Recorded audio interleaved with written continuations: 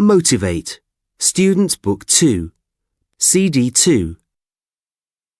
Unit 6. Vocabulary 1. Exercise 2. Actor, architect, electrician, engineer, lifeguard, mechanic, nurse, police officer, sportsperson, surgeon, teacher, vet. Unit 6. Now say it. Exercise 4. Do you want to be an actor? No, I don't want to be famous, but I want to earn a lot of money. Me too. Do you want to be a surgeon? Yes, I do. Why? I want to be a surgeon because you can help people. Unit 6. Reading 1. World Water Day. Exercise 6. The facts. Almost 1 billion people in the world haven't got clean water to drink. 2.5 million people don't have access to a toilet. Every day, 24,000 children under the age of 5 die because of unsafe water. Many children can't go to school because they need to walk for hours to get water for their family. The 22nd of March is World Water Day, when there are events around the world focusing on the water crisis. So what are you going to do on World Water Day? Are you going to stand in a toilet queue? Jamie Cranks and his friends are from Manchester. The 22nd of March isn't going to be a normal school day for them because they're going to stand in an unusual queue. Their teacher is going to join them too. In fact, people in about 80 countries are going to work together to form the world's longest toilet queue. Or are you going to donate your Facebook or Twitter status? Amy, her friends, and thousands of other people are going to donate their Facebook and Twitter status to water.org from the 21st to the 26th of March. When Hollywood actor Matt Damon and engineer Gary White created the organisation, they had a clear objective. Everyone should have access to clean water to drink. Water.org works with engineers, mechanics and local partners to help communities to meet their own water and sanitation needs. On World Water Day, Water.org is inviting people to donate their Facebook and Twitter statuses to tell millions about the water crisis. Unit 6. Grammar 1. Exercise 9. Are you going to watch the match after school? No, I'm not. I'm going to the police cadets. So, are you going to be a police officer? Yes, I am. Well, I hope so. With my cousin, Pete. Is your cousin going to study with you? Yes, he is. We're going to train at a police college in London. Are you and your cousin going to live in London? Yes, we are. Oh, lucky you. Are you going to visit us tomorrow? Of course I am. Unit 6. Pronunciation. Exercise A. I'm going to be a famous singer. Unit 6. Pronunciation. Exercise B. 1. Are you going to be rich and famous?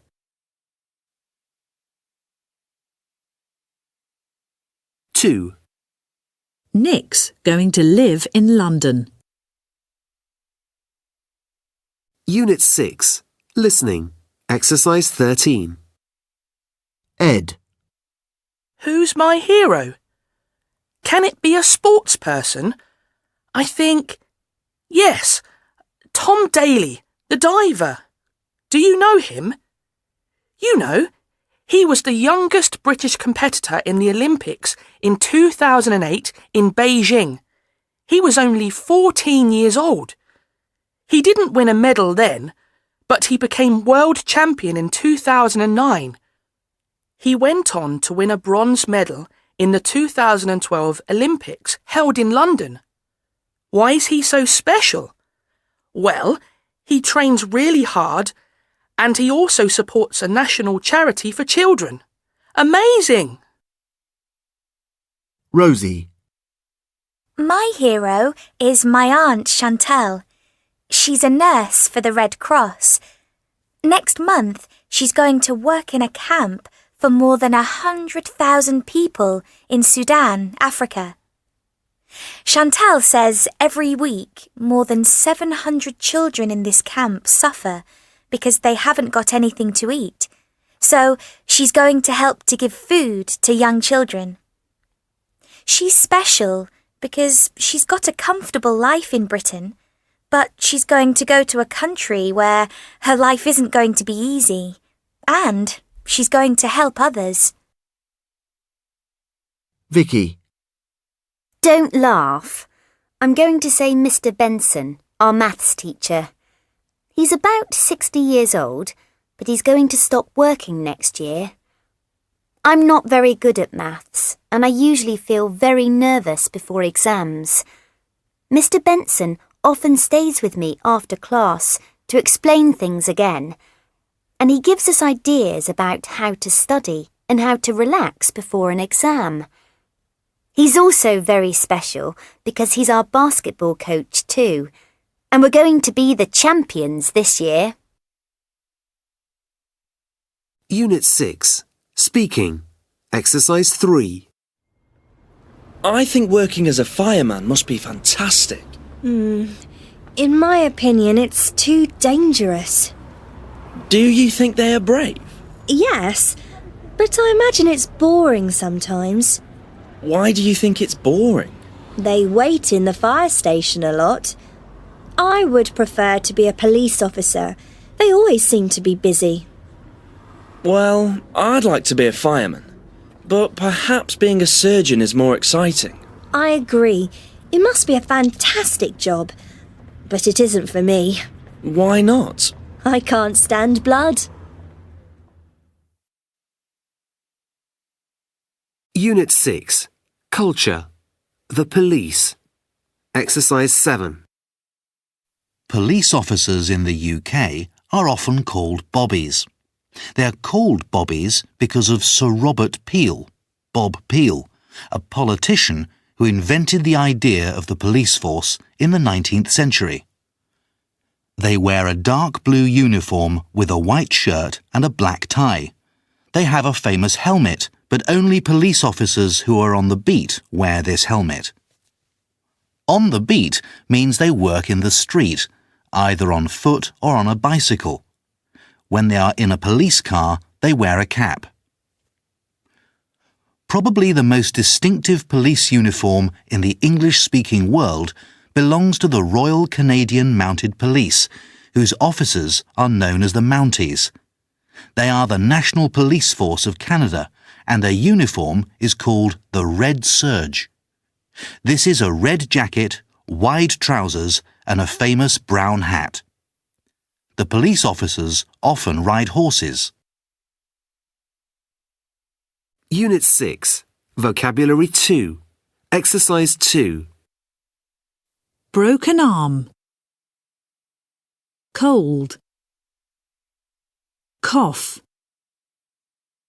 Cut. Earache. Headache. Insect bite. Sick. Sore throat. Stomachache.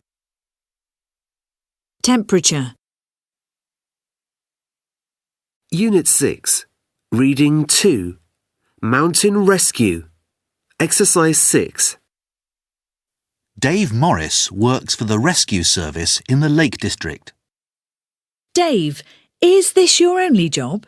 No, I'm an electrician, but in my free time I'm a volunteer for the rescue service. What are the most common problems? A very common problem is exhaustion.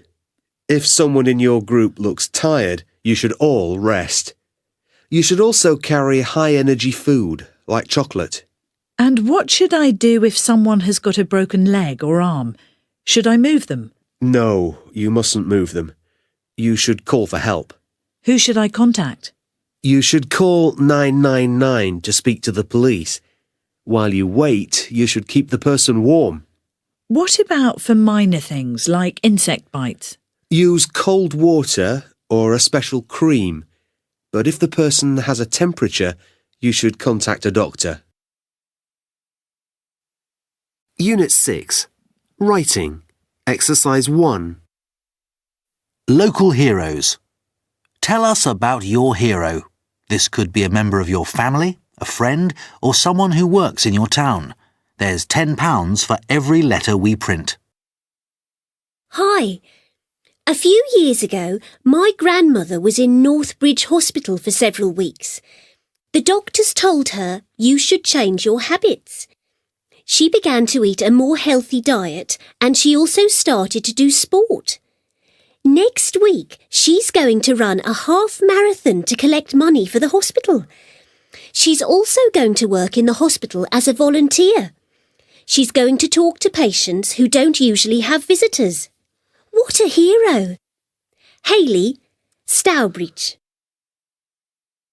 Hello. I'm going to nominate our vet, Mr. Rogers. Last week, our dog Maggie jumped off our balcony. She had a broken leg and a terrible cut on her face too. Mr. Rogers was very patient, and he was also very kind. Maggie's going to be fine. Thank you, Mr. Rogers. Matt, Hexham.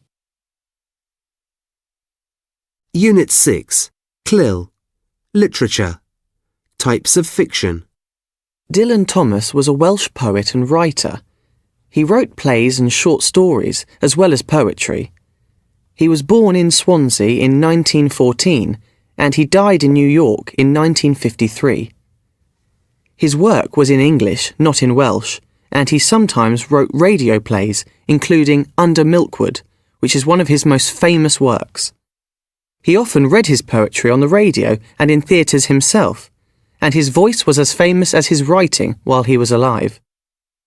Under Milkwood is in prose, which is written language in its ordinary form, and usually used for plays or novels. Dylan Thomas is mainly known as a poet.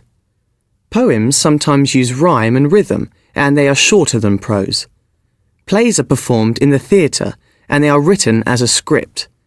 Sections are often divided into acts, and there are stage directions. Revision 2. Sketch. Exercise 1. Welcome to the High School Challenge. Contestants, please introduce yourselves. Hi, I'm Rosie and I'm from Liverpool.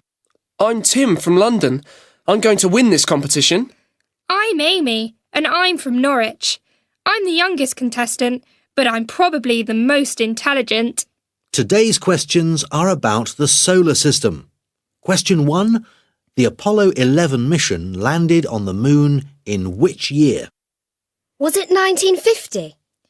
It was 1969. They didn't land on the moon. That's impossible. Amy, your answer was correct. 1 point for you. Question 2. Which planet is the closest to the Sun? I'm not sure. Is it Mercury? I think Neptune is the closest to the Sun. Actually, I think it's Mars. This time, Rosie got the question right. 1 point for you. Now for the next question. Saturn is famous for its rings. What other planet in the solar system has got rings? I'm going to say Venus. I think it is Uranus. This is the easiest question of the challenge. It is Jupiter, and it has 3 rings. Correct, Tim. That is your first point of the challenge. How many planets are there in the solar system? I can't remember. Is it 8 or is it 9? I'm going to say 9. I think it's 8. You're wrong, Amy. The answer is 9. Bad news, Tim. There are 8 planets. That is another point for Amy. Oh dear, Tim. You aren't going to win.